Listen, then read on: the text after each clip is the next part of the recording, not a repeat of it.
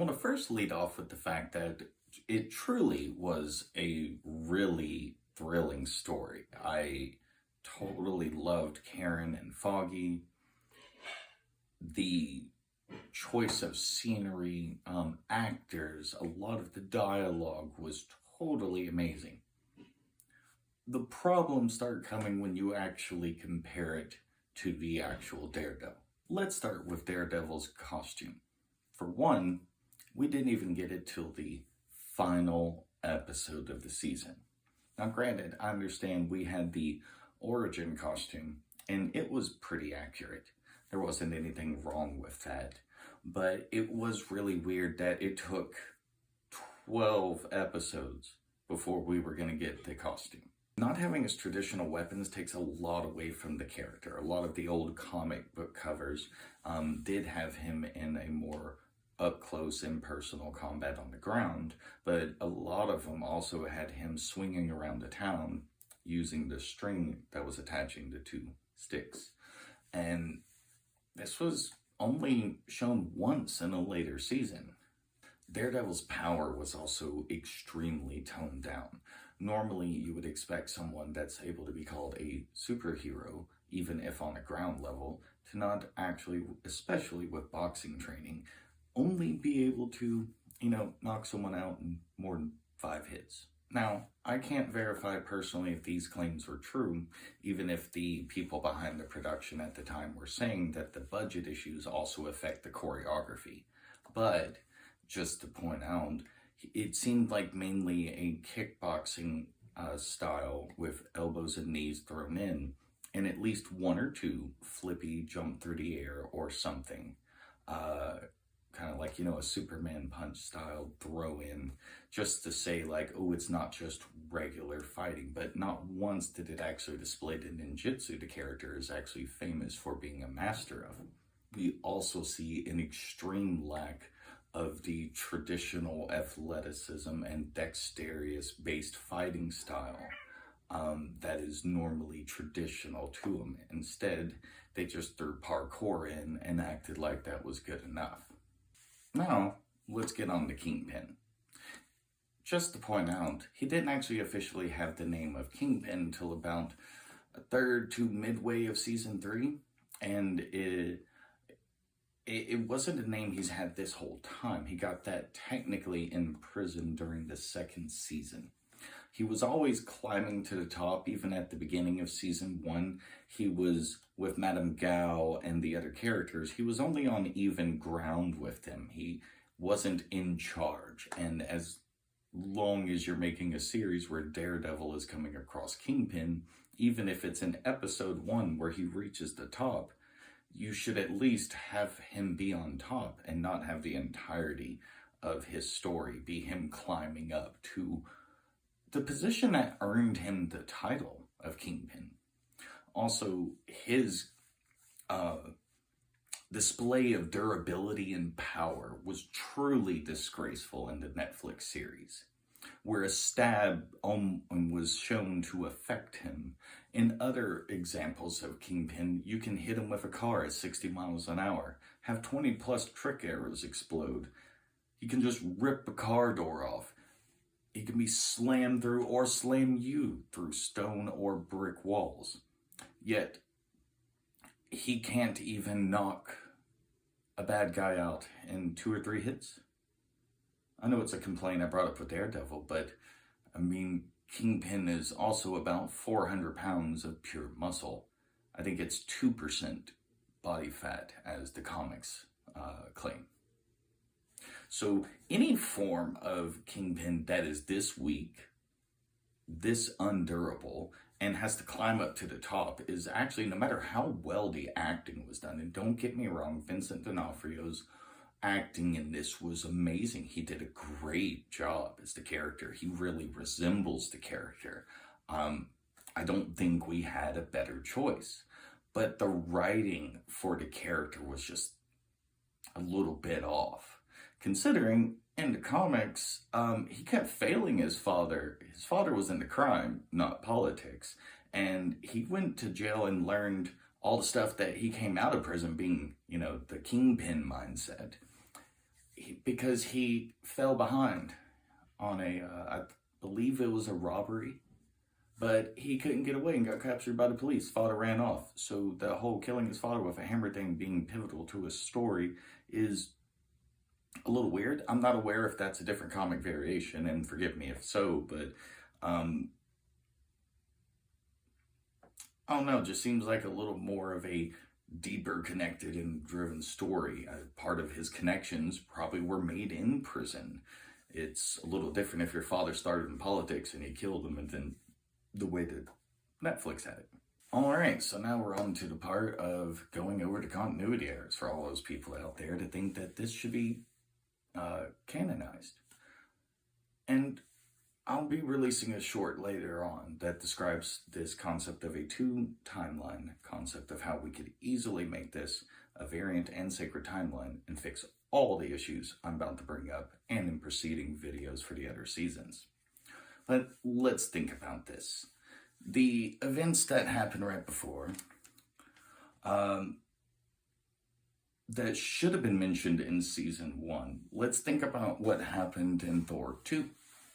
You don't think that would be national news? You don't think the the newspaper company that's consistently mainline right there in the show, especially dealing with Karen, would not mention it once? Sit there and bring up some connection potentially between aliens and superheroes? No. Actually, we can even go back to episode 1 in the first less than 10 minutes, but I think it's about 5 minutes in. It's when Matt and Foggy walk into the future office of their law firm. They're talking to the lady and they asked how cheap, like, why is it so cheap? She said because of the event. You know, they kind of casually like, well, why? Well, why would you call it the event? Think about what she said. She said a whole bunch of stuff crashed down or fell down from the sky and almost destroyed Hell's Kitchen. If it was meant to be canon, why didn't they say that an alien invasion led by an Asgardian god came down and started destroying everything? If not for the Avengers, they would have destroyed New York. If it was canon, they could have said any of that. But it's called the event. They don't mention the Avengers, and they don't mention S.H.I.E.L.D., the Department of Damage Control. They don't mention a single Avenger by name. They don't even actually mention an Avenger by even a loose description until like Luke Cage season 1. I mean, it might have been in Jessica Jones, but because they took away like 2 of her powers, including flight, it kind of makes me not want to watch it. Even if it's a good story, it's not Jessica Jones. It's some character that has a weak version of super strength compared to her comic accurate one. Like, I get the idea they're trying to make more realistic content, but like Netflix needs to stop Netflixing shit up and realize that people want these characters that have been made popular on their own. You didn't have to come up with the new design. Like, you're some godsend to the storylines of this character. And you're going to redefine them by taking away a lot of the, as I like to put, the Marvel and the Stan Lee out, as well as the super part of it. And you're trying to make more realistic superheroes. And you don't realize the oxymoronic thought of trying to make realistic superheroes, which superheroes are by definition not realistic. You know, if you really think about it, like a cop can be a hero. A person that goes and saves someone from drowning, that can be a hero. If you add super to it, you are putting it beyond human capabilities.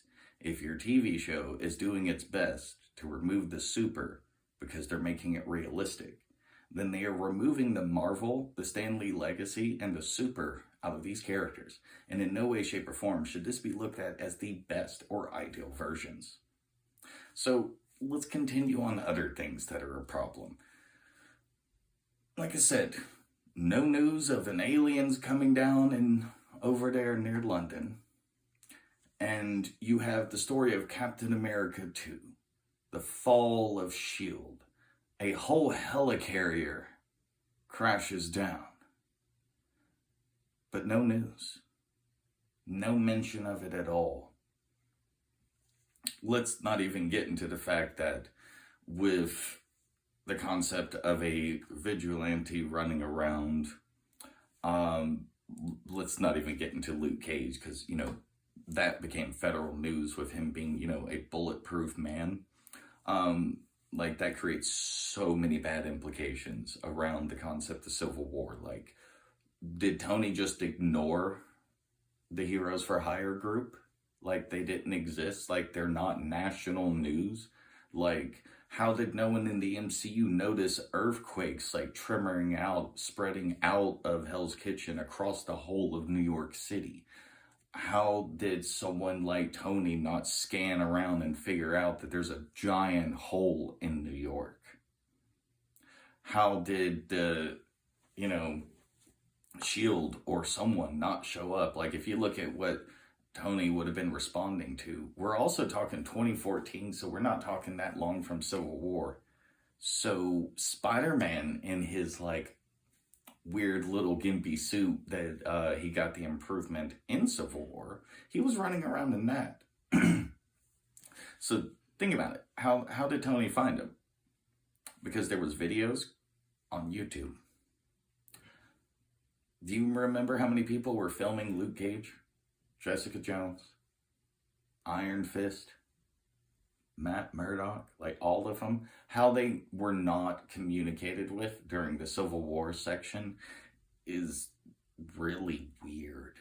Especially when the people want to call it canon. It's kind of embarrassing to still call it canon if you don't variate the timeline. And also, let's look at the MCU history, which actually, for Kingpin, resembled a lot more to comic book history, with having a tracksuit gang and things built up around that. Which the Netflix series, all 3 seasons of Daredevil, is completely devoid of the tracksuit gang, Miss Bishop, Maya, her father. Like, there's a lot that's not there, that's established. So in order for us to claim that's going to be canon, you got to realize that those 2 histories don't match up. They're going back like 10 years. And you go, well, there's 10 years difference between the series. It's like, well, where's your connection there? Tracksuit Gang goes back 15 years. If the Netflix series are 10 years, that means they take in place during the entirety of the Tracksuit Gang's presence. Even if you want to argue that, well, Miss Bishop might not have been in that series, and I could give you that. Because, Kate Bishop's not that old, and when her origin of seeing Hawkeye, that would have been the moment that the father died, and therefore she inherits the big debt, like she mentions in the last episode of Hawkeye. Right when she was, right before she got arrested.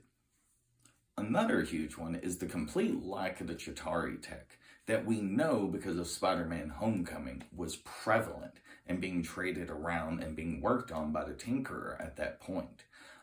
During this time, we also would have had the Vulture going around and doing their thing. But there was no video footage going around. Also, as well, there was no FBI presence looking for that. The DODC came by within or right around the 2-year mark. So the DODC is even involved in season 1 of Daredevil. So there's a lot of issues. Especially if you remember the season 1 finale where Kingpin escapes on that, highway. There is no way at this point that Iron Man did not show up, that War Machine did not show up, that S.H.I.E.L.D. members did not show up, that more than local authorities did not show up. And remember, the FBI didn't get involved till later season 2 and season 3.